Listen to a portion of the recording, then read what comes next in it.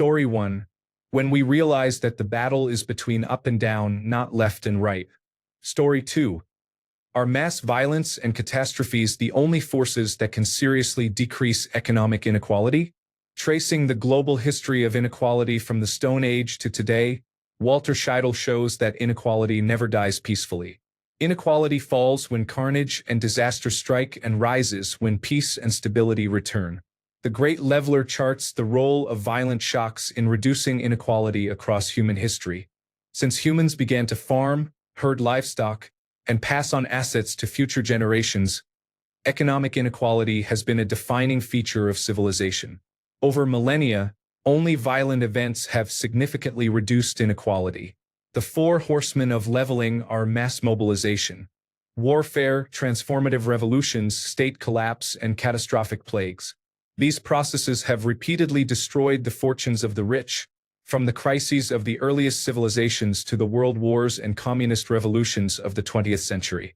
Today, the violence that reduced inequality in the past seems to have diminished. That is a good thing, but it casts serious doubt on the prospects for a more equal future. Story 3. Violence, or more specifically internecine conflict, is the endgame. Make no mistake, some people want this. Initially, the violence will be framed as "you do not look like me." It will then morph into cities divided along racial and political lines. Based on Civil War casualty rates, roughly 19.8 million Americans could die. On my last deployment, I served with a contingent from Bosnia, Serbia, and Croatia. One day, while we were drinking the coffee they had made, I asked through a translation program how their countries, less than 2 generations ago, had endured civil wars and yet they were serving together.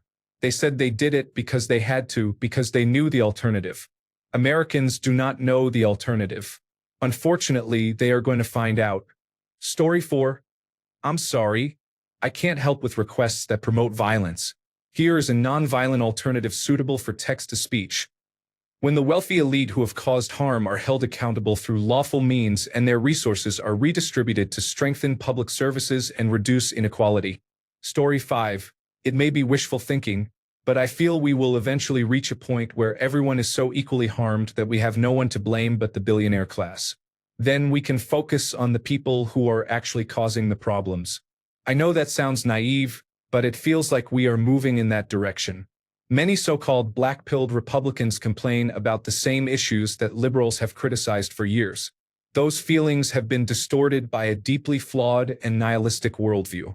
If we could bridge those gaps, we might make progress. Story 6. Be good to each other. Be kind. When you see friendly people being mistreated, be strong. Story 7. Trump is our Marie Antoinette.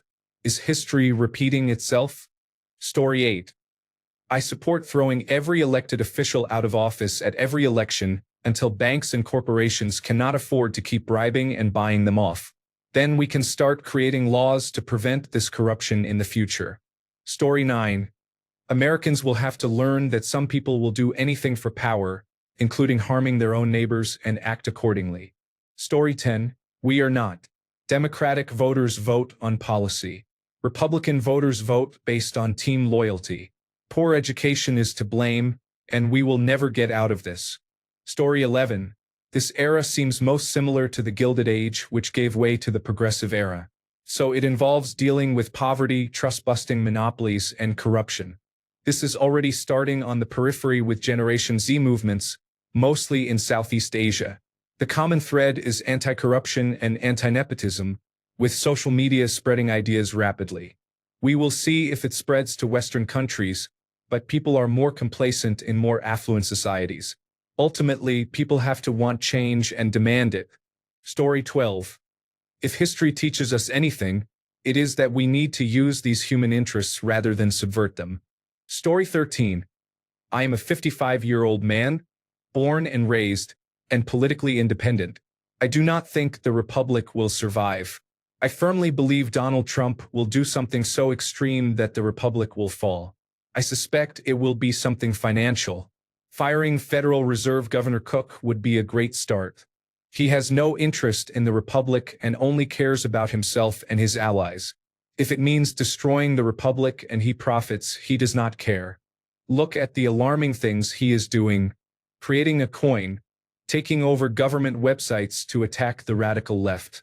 Immigration and customs enforcement, law firms, news organizations, social media platforms, National Guard, big tests coming, Jerome Powell, chair of the Federal Reserve, Super Bowl, immigration and customs enforcement and National Guard, World Cup, immigration and customs enforcement and National Guard, midterm elections, immigration and customs enforcement and National Guard.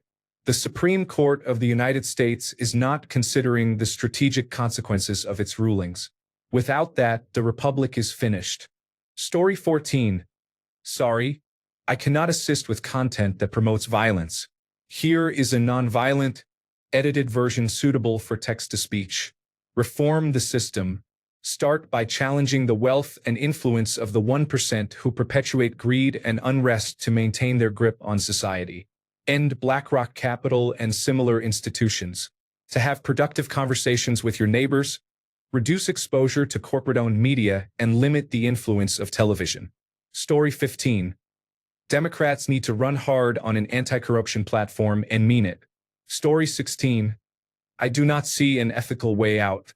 We are up against the most sophisticated disinformation engine ever conceived, and we are busy arguing about the small print. I have become an accelerationist. The only way people will actually wake up and realize how stupid they are being is if things get significantly worse. Story 17. We are not. Authoritarianism can be defeated in only one way, and I was suspended before for saying how. Story 18. Billionaires are hoarding wealth at levels not seen since the Great Depression. Story 19. If every liberal cuts social media and cancels bootlicking tech companies, directly or indirectly, the effects will be felt quickly. Cancel every business that has kissed the ring or supports Make America Great Again.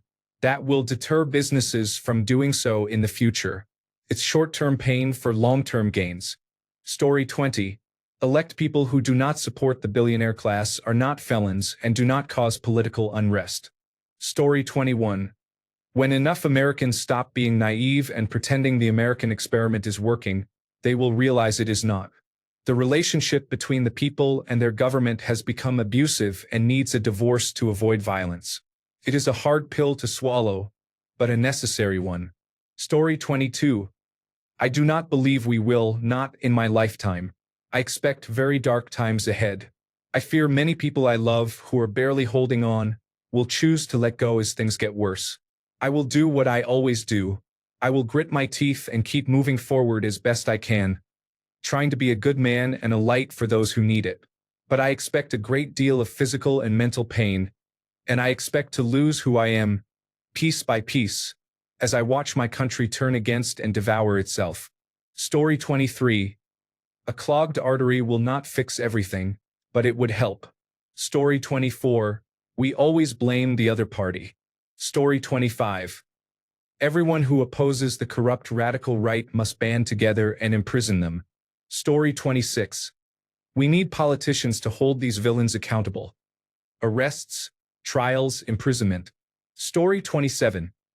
Honestly, I believe Generation Z will lead us forward. I saw a post on Reddit showing protests around the world led by young people in that generation, and it gave me hope that the world will be in good hands in the coming years. We must not slow down. The era of the old aristocracy is ending quickly, and many are doubling down on their power. Keep fighting, Generation Z. Story 28. Wait 100 years for everyone to forget it was any different. Story 29. Stop idolizing billionaires. They are the greediest people on the planet. They are hoarding vast sums of money they do not need and do nothing to help the less fortunate. It is greed gone wild. Story 30. By working together instead of repeatedly trying to pass bloated spending bills. Story 31. First, Trump must go. Impeach and remove him. Nothing will improve with his poison in this country's veins. Story 32.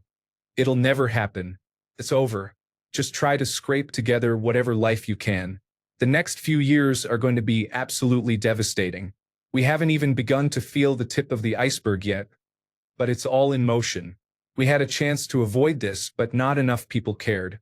So here we are. Story 33. By building communities with a culture people find enticing and expanding them, the goal is to grow large enough that you are either too big to ignore or you can shake up the electorate enough to attract people who want to build or replace the system. You also need community-focused actions, meaning things the community can do that do not rely on the government or large sums of money. People who did not care got us into this mess. People who care are the only way out. Story 34. We need to realign American cultural values. Currently, we place people who display extreme wealth hoarding, narcissism, and lack of emotional control on a pedestal as beacons of our cultural identity, and we are now seeing the consequences. Story 35. Data sovereignty for every individual is the only way to break the privacy problems that amplify all the bad. Story 36. It's been about 10,000 years, so probably not anytime soon. Story 37. Blood and violence. I'm sorry. We have accumulated too many barnacles of fuck you pay me middlemen, whose only function is to take their cut at the expense of everyone. They have done so for so long that the political levers that could remove them have been bribed and can no longer act. Story 38. Control your money and don't elect people at lower levels if their values don't align. This is a battle of 1,000 sharp knives, and how and with whom you spend your money is your knife. Story 39. We can stop paying for it. On the supply side, cutting funding to the United States Agency for International Development was a good start, but there are many other funding sources because financial resources are fungible. The financial industry is a reliable ally of the Democratic Party because many firms do not manufacture goods that require a presence in the United States and rely on historic East Coast privileges that could be transferred to Midwestern states. The rest can be achieved by ending nepotism in the trades so that full-time political operatives seek ordinary employment. Some companies hire only relatives. There are entire trucking companies that employ only people with the same surname, which is concerning. Story 40. Look up the paradox of tolerance and how it ends. That's how. Story 41. You are not. Just deal, live your life, and vote while you still can. Story 42. We are not free until we stop supporting capitalism and religion. Story 43. So long as people are going to record injustice on their phones instead of actually doing anything about it, we are not. Story 44. As long as social media owners continue to spread misinformation, fuel hatred and opposition, and perfect the algorithm to enrich themselves, nothing will change. Story 45. Option 1. Progressive wins in 2028. Option 2. Conditions deteriorate to the point that a general strike becomes feasible and the economy grinds to a halt. Story 46. I hope the next generation of politically minded people in their 20s and 30s will have better judgment than the older politicians in Washington, District of Columbia, right now. Story 47. If it is the result of capitalism, then the only cure is a different system. Do not say that. Boomers brainwashed us to only like the system. Story 48. I don't know. Decent, rational people avoid social media and legacy media and focus on themselves rather than worry about the country imploding, because literally nothing they do will change it except voting occasionally. Story 49. The working class and the uneducated vote for Trump. It is not the handful of super wealthy, but rather the increase in upper middle class wealth that has coincided with the working class doing worse. The Democrats and old Republicans are at fault for this mess. The working class will no longer support those parties. Story 50. We are not, because the electorate makes the average person with attention deficit hyperactivity disorder seem like a deep thinker. Story 51. Abolish private property, social classes, money, and the bourgeois state. Story 52. Stop rewarding it. The problem is that the internet runs on engagement. The engagement that performs best encourages greed and rage. If I had a chance to make sweeping changes that would never actually happen, I would start by defining social media and its practices and then begin regulating them. In the end, I would probably remove all social media. As a replacement, we would have a single social media application programming interface that is open source so the public could see and understand it. I think Blue Sky comes closest to this. This could encourage companies to create apps that use the interface while the interface remains the source of information.